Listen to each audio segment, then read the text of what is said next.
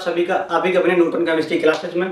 तो आज हम जो बात करने वाले हैं वो बात करेंगे अपने नेक्स्ट टॉपिक के ऊपर। लास्ट जो हमने देखा था वो हमने वेपर डेंसिटी तक देखा था, ठीक है। तो इसमें हमने कुछ कंसंट्रेशन टर्म्स हैं, वो तो खैर भी नहीं है, वो भी आगे आएंगे, ठीक है।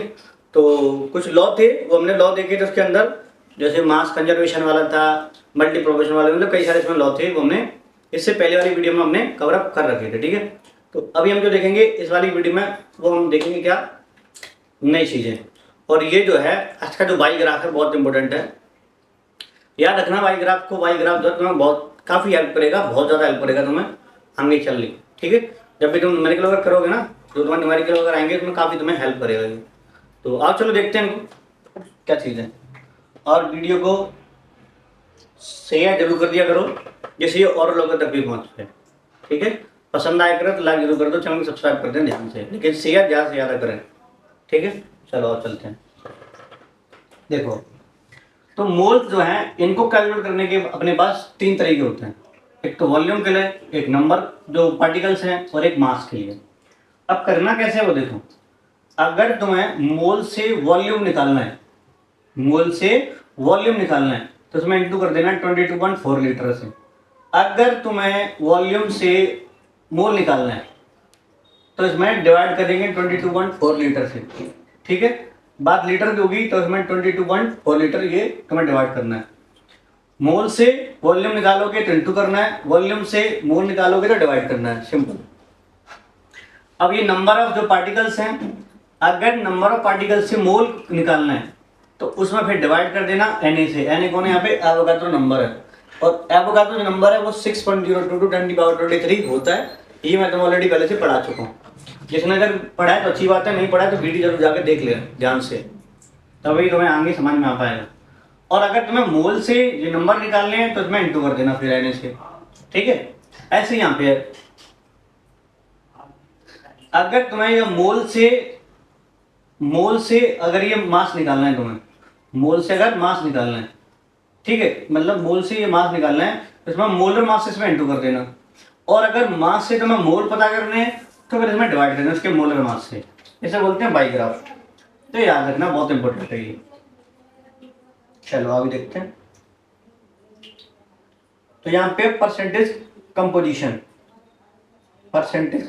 ये क्या चीज है देखते हैं। मतलब ये है कि कोई कंपाउंड है तुम्हारे पास में, उसके अंदर जो भी कंपोनेंट है वो कितनी कितनी क्वांटिटी में, कितनी परसेंटेज में है, वो यहाँ पे देखना होगा, ठीक है। तो यानी कि परसेंटेज कंपोजिशन यहाँ पे देखते हैं। तो defined as mass of an element present in 100 gram of compound. 100 gram के अंदर वो जो एलिमेंट है वो उसका मास कितनी परसेंटेज है वो यहाँ पे हम लोग देख रहे हैं कितना है, ठीक है। हर एक 100 में कितना उसका मास है उस एलिमेंट का। निकालने का तरीका ये है, तो मास परसेंट ऑफ एन एलिमेंट, जो भी एलिमेंट का तुम्हें मास परसेंट निकालना है, इक्वल यहाँ पे लग गया, वो यहाँ लगना था, यहाँ लग गया। सपोर्ट का सिस्टम है, चलो इसमें कन्वर्ट करूंगा बाद में, फिलहाल इसे कवर कर लेती।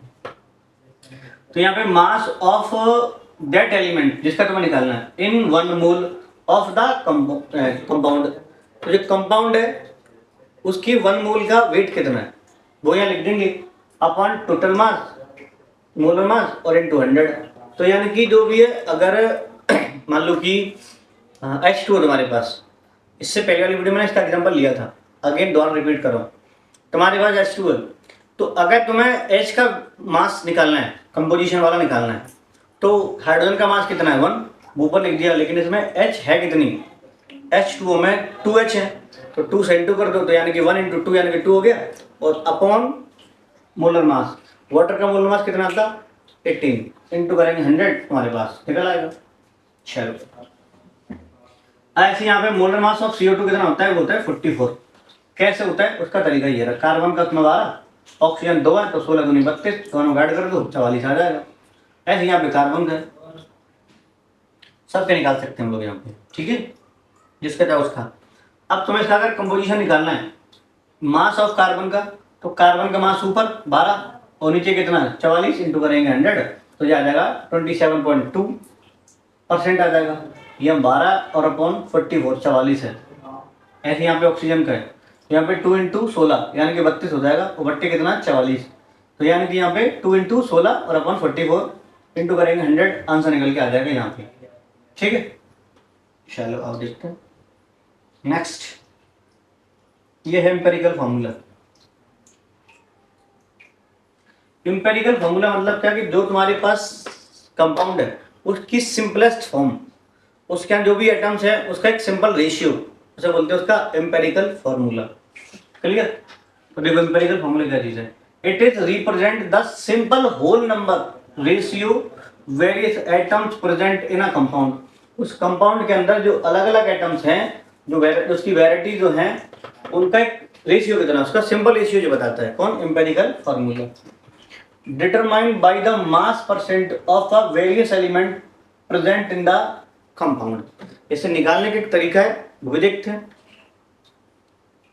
देखो अब यहाँ पे तुम्हारे पास कंपाउंड है C6H12O6, इसका मतलब कौन है, यहाँ पे ग्लूकोज है। अब जब ग्लूकोज है इसका सिंपल रेशियो कितना आ जाएगा, कार्बन रेशियो 1, हाइड्रोजन का रेशियो 2 और ऑक्सीजन ये। इसमें सब में 6 से डिवाइड कर दो, 6 से इसमें डिवाइड कर दो। जब 6 से डिवाइड कर दोगे तो यहाँ 1 आ जाएगा, यहाँ पे 2 आ जाएगा और यहाँ पे 1 आ जाएगा, सिंपल। ये इसका एम्पेरिकल फॉर्मूला है और इसका मॉलिक्यूलर फॉर्मूला है, बस इतना सही है। ठीक है बच्चों, चलो अब देखते हैं।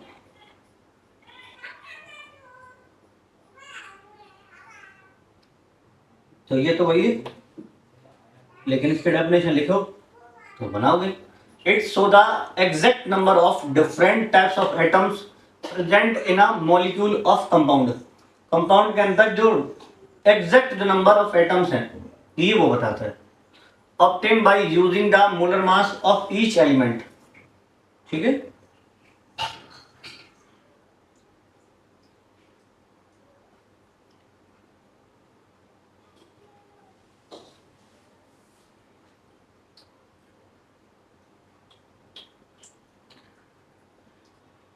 यहां से तुम चाहो तो एन निकाल सकते हैं, बट अभी से एन का कोई मतलब नहीं, मांगे तो नंबर के कराऊंगा फिर तुम्हें वहां एन बता दूंगा, लेकिन ठीक है अभी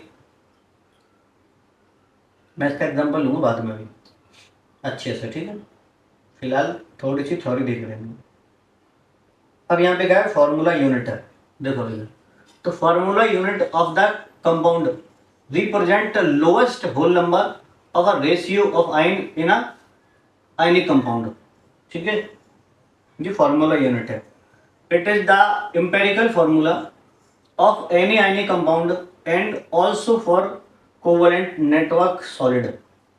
ठीक है, फॉर एग्जाम्पल देखो, अगर NaCl जो है is the formula unit for the ionic compound NaCl। तो जो NaCl है इसका यही फॉर्मूला है, यानी कि यही इसका मॉलिक्यूलर फॉर्मूला भी है और ये इसका एम्पेरिकल फॉर्मूला भी है। ठीक है, देखो तो formula mass of the compound is obtained by adding atomic masses of all the atoms in a formula unit of the compound. ठीक है, अगर ये निकालना है, देखो फॉर्मूला मास अगर निकालना है तो जो Na है इसका मास और जो Cl उसका मास दोनों ऐड कर देंगे। तो ये टोटल है atomic mass of sodium chloride, sorry sodium और plus atomic mass of chloride, दोनों ऐड कर देंगे। तो जो सोडियम का कितना 23U और क्लोरीन का कितना 35.5U, दोनों ऐड कर देंगे तो आ जाएगा 58.U। लो हो गया, ये इसका आ गया। ठीक है, ये इसका फॉर्मूला आ गया, ये तुम लोग देख ही चुके।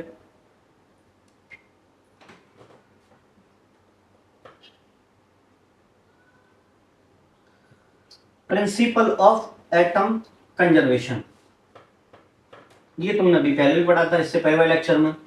Total number of atoms of a particular element in a same react and produce. तो यानी कि जो रिएक्शन होगी उसके अंदर जो पार्टिकल्स है वो सेम ही रहने वाले हैं, वो कहीं नहीं जाने के। अरे सेम चीज है यार, वही मास वाला सिस्टम, ना तो कभी डिस्टर्ब होंगे ना कभी बनेंगे, सिंपल सी बात। ठीक है, वही सेम चीजें हैं। देखो ये रिएक्शन है, तो अगर बैलेंसिंग इक्वेशन तो बनानी है तो दोनों साइड में तुम्हें जो एटम्स है वो तुम्हें बैलेंस करने पड़ेंगे, सेम करने पड़ेंगे, इक्वल करने पड़ेंगे, उन्हें बोलते हैं बैलेंसिंग रिएक्शन। देखो अब यहाँ कार्बन है, ऑक्सीजन है, रिएक्शन करा, CO बना। ऑक्सीजन यहाँ पे 2 है, यहाँ पे 1 ही बना, तो ये कौन है, ये नॉट बैलेंस रिएक्शन है, ये बैलेंस नहीं है।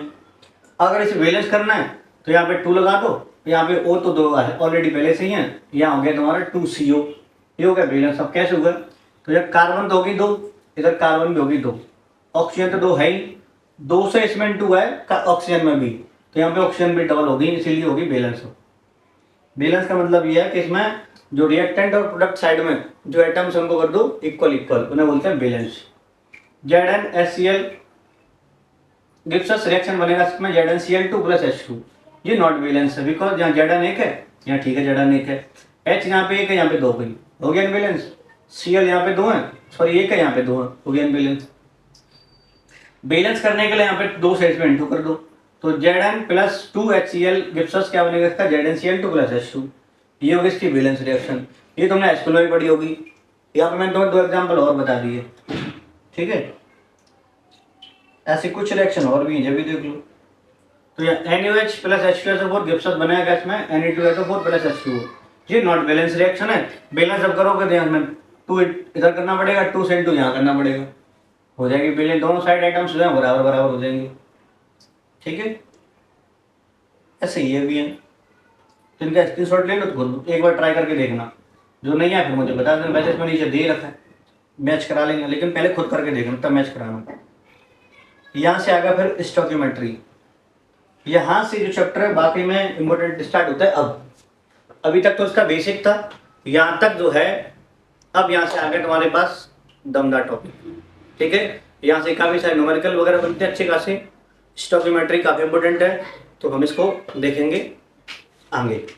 तो देखेंगे फिर इसमें स्टोइकियोमेट्री क्या है, एक काफ़ी दमदार इंपॉर्टेंट टॉपिक्स है, और इससे अच्छे खासे न्यूमेरिकल ही बनते हैं, एग्जाम साइन जो भी हो, ठीक है। तो यहाँ से क्वेश्चन आते हैं और अच्छे खासे न्यूमेरिकल बनते हैं। तो आप देखते हैं क्या चीज़ है, बहुत बच्चों को डर लगता है, हवा लगती है एकदम, लेकिन डरना वरना नहीं, बिल्कुल भी मस्त तरीके से पढ़ेंगे, आराम से एकदम स्मूथली तरीके से, ठीक है। तो आप देखते हैं क्या चीज़ है, स्टोइकियोमेट्री होती क्या है। ये होती है क्या कि जो नंबर है क्वांटिटेटिव एनालिसिस होता है, बाकी कुछ नहीं होता, इसके अंदर कैलकुलेशन वगैरह बहुत सारी आती हैं। देखो, calculation based on the quantitative relationship, आगे mole, mass, volume, number of molecules between the reactant and the product. आगे समझ में सिंपल सी बात है, एक रिलेशन बताना होता है, इसके अंदर रिलेट करके यहाँ से काफी सारे न्यूमेरिकल बनते हैं। रिलेशन होता है किसमें, जी देख दिया, मॉलिक्यूल्स, एटम्स वगैरह, जो आइंस वगैरह, वॉल्यूम वगैरह जो भी है, यहाँ से हम लोग निकाल सकते हैं। तो यहाँ पे होता है क्वांटिटेटिव एनालिसिस होता है, ठीक है। चलो अब देखते हैं। अब यहाँ पे नाइट्रोजन जो है, हाइड्रोजन से रिएक्शन करा, उसमें बनाया क्या, NH3। अब यहाँ पे देखो, for balance chemical reaction these are called the stoichiometry coefficient. तो जो बैलेंस लगाने पड़ रहे नंबर, बैलेंस करने के लिए जो नंबर है ना बोलते हैं हम क्या, कोएफिशिएंट नंबर, ठीक है। स्टोइकियोमेट्री कोएफिशिएंट नंबर हम इसको बोलते हैं।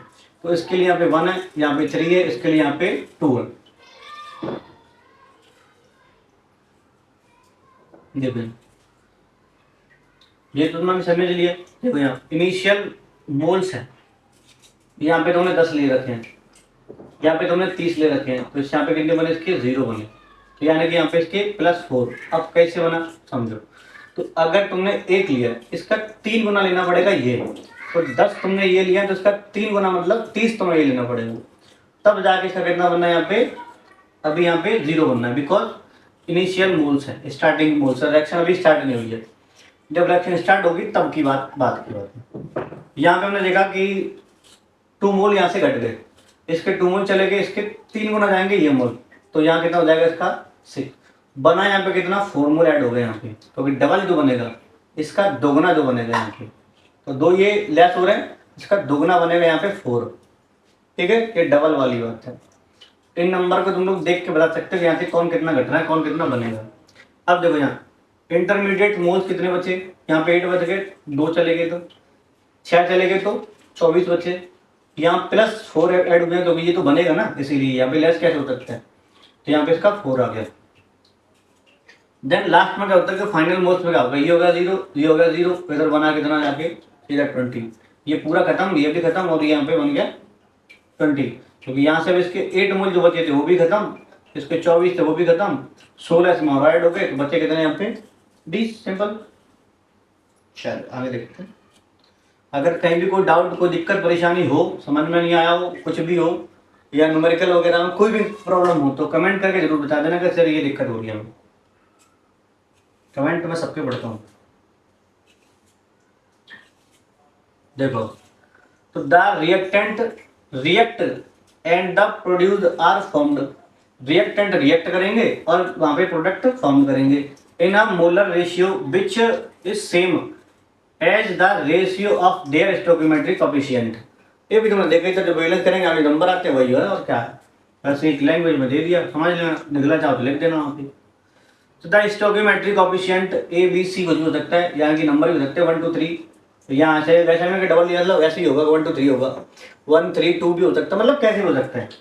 Are not the given number of molecule of the number of moles, तो यानी कि ये जो है ए, यहाँ पे तो बी है, यहाँ पे तो सी है, इसका नंबर 1 है, इसका नंबर 3 है, इसका नंबर 2, तो ये मोल भी इसके बोल सकते हैं, ठीक है। यहाँ पे ऐसा नहीं होता कि यहाँ पे इसका मोल जुड़ के ये बनेगा, ऐसा कभी नहीं होता, वो भी सकता नहीं भी हो सकता है, वो दोनों ही बातें जो यहाँ पे। तो कोएफिशिएंट जो स्टोइकियोमेट्रिक जो कोएफिशिएंट है, हमें अगर करेंगे इसका तो 1 + 2 = आना चाहिए 4, लेकिन आगे कितना आ रहा है 2, तो जरूरी ना कि यहाँ सम करके इसका वो बनेगा, ऐसा कुछ नहीं है यहाँ पे। But total sum of the stoichiometric coefficient or reactant need not equal to the total sum of the stoichiometric coefficient of a produce। तो जरूरी नहीं है यहाँ पे, ठीक है, अलग हो भी सकता है, सेम भी हो सकता है, बहुत जगह सेम भी हो जाता है, तो कोई दिक्कत वाली बात नहीं है, ये तुम लोग समझ लीजिए, रिएक्शन है बस। अब देखो यहाँ पे,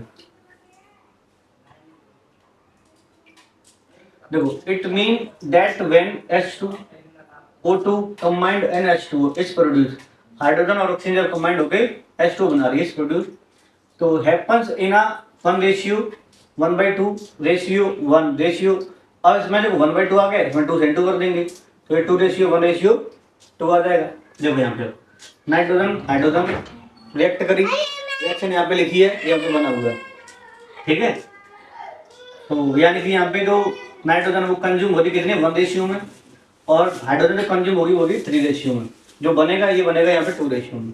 अगर इनको बैलेंस करना है, सबको बैलेंस करना है, तो यहाँ पे क्या करेंगे इसका हम, इसके अगर इसके इक्वल करना है, इसे इसके इक्वल करना है, तो 3 से इसमें डिवाइड दे देंगे, इसे करोगे तो यहाँ से इसमें 2 से डिवाइड दे देंगे, सिंपल सी बात है, क्योंकि जाहिर सी बात है कि यहाँ पे 3 गुना बनना है, अगर 3 गुना को इसके बराबर करना है तो 3 से डिवाइड दे दो, तो 3/3 करोगे तो यहाँ पे 1 रह जाएगा, तो ये इक्वल हो जाएगा, ठीक है। अब यहाँ पे ऐसे ही देखो, जो नाइट्रोजन है कंज्यूम हो रहा है इधर, तो अमोनिया की अगर बात चलेगी यहाँ पे, तो मैंने बताया ना अभी, तो जो बनेगा अमोनिया बनेगा, नाइट्रोजन यहाँ पे कंज्यूम होगा, निकालना है तो 1/2 हो जाएगा, जो नंबर से डिवाइड दे देंगे, सिंपल सा।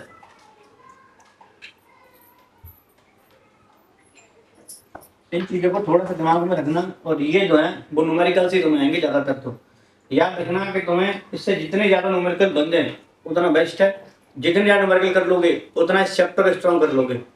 जिसका स्टोइकियोमेट्रिक बढ़िया हो गया, सॉलिड हो गया, तो चैप्टर तुम्हारी मुट्ठी में डाल रखना, लेकिन मुट्ठी में तभी आएगा जब तुम इसके न्यूमेरिकल बहुत सारे करोगे, न्यूमेरिकल नहीं करोगे कुछ नहीं होने वाला चैप्टर में, ध्यान रखना।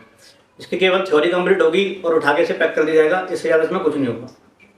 न्यूमेरिकल तुम्हें करने ही पड़ेंगे, जितने ज़्यादा नंबर ऑफ न्यूमेरिकल को तुम लोग सॉल्व करोगे उतना ज़्यादा ये बेटर हो जाएगा तुम्हारा, और एक बार अगर बेटर हो गया तो बहुत बेनिफिट देने वाला, ध्यान रखना, इसमें भी काम आएगा, और आगे भी चैप्टर स्टेट ऑफ मैटर उसमें भी काम आएगा, सॉल्यूशन है उसमें भी काम आएगा, 3 चैप्टर है, वही अकेला काम करेगा वहाँ पे,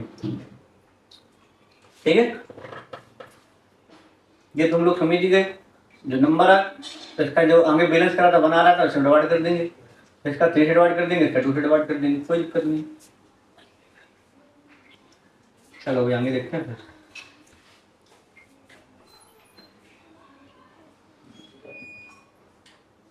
अब यहाँ से कंक्लूजन क्या निकलता है, देखो, stoichiometry can be applied to volume of gases, reactant and product at same temperature and pressure।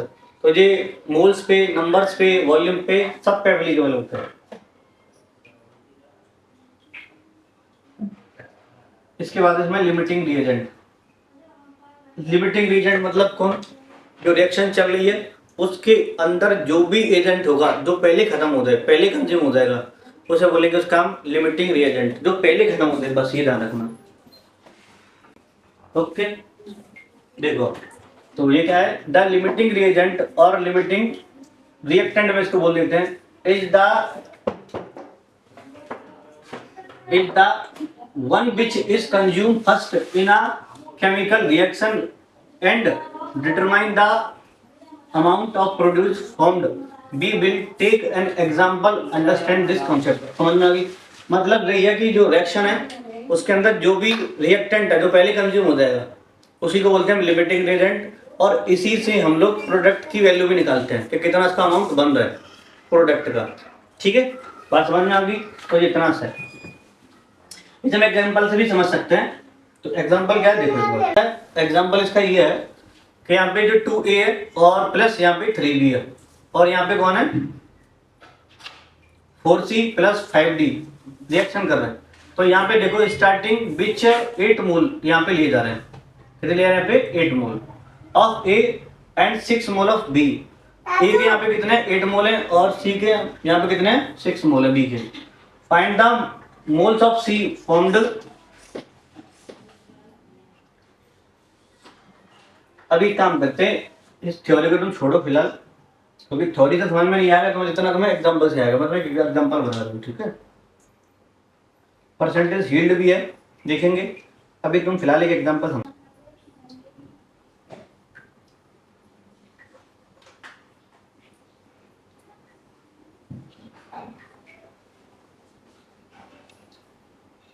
देखो अभी यहाँ पे मतलब क्या है इसका एग्जांपल ये है। देखो कैलकुलेशन भी कराऊंगा तुम्हें, फिलहाल इतना समझ लो कि अभी तुम्हारे पास क्या है कि H2 है। H2 जो है ऑक्सीजन के साथ तुम रिएक्शन करा रहे हो, H2 और O2 की रिएक्शन तुम लोग करा रहे हो, ठीक है?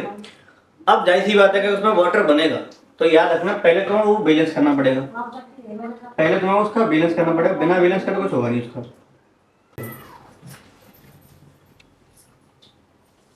यहाँ पे तुमने अगर H2 ले रखा है, इसकी रिएक्शन कराई तुमने ऑक्सीजन के साथ, बना इसका क्या H2,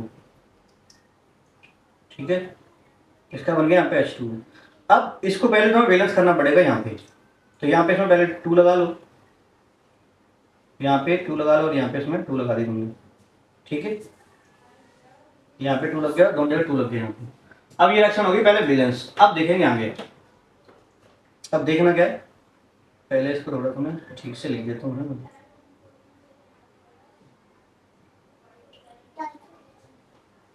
देखो अभी तो यानी कि यहाँ पे क्या बनेगा, इसका H2 बना। अब कितना बना, बैलेंस के लिए यहाँ पे 2 लगा दिया हमने, हो गए। अब यहाँ पे देखो इसका मास कितना है, यहाँ पे 4 है, क्योंकि 4 हाइड्रोजन है, इसका हो गया कितना 4 ग्राम, और यहाँ पे इसका हो गया 32 ग्राम। तब जाके बनेगा इसका 36 ग्राम। 36 ग्राम, इसको थोड़ा सा कर देता हूँ।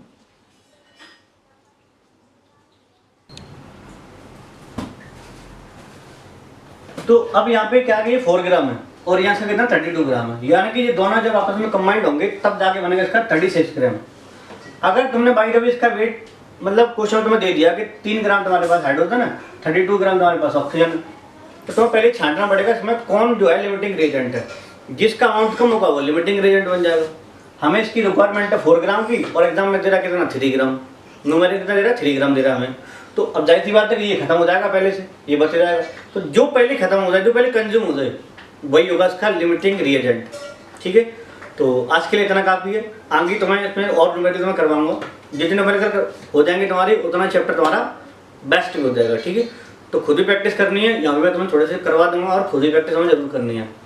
तो आई होप वीडियो तो पसंद आएगा, पसंद आए तो लाइक करो, चैनल को सब्सक्राइब कर दो, वीडियो को शेयर ज़्यादा करें जैसे ये और लोगों तक भी पहुँचते हैं। तो चलो ठीक है, फिर मिलता हूँ नई वीडियो के साथ। फिलहाल बता चाहूँगा, बाय बाय।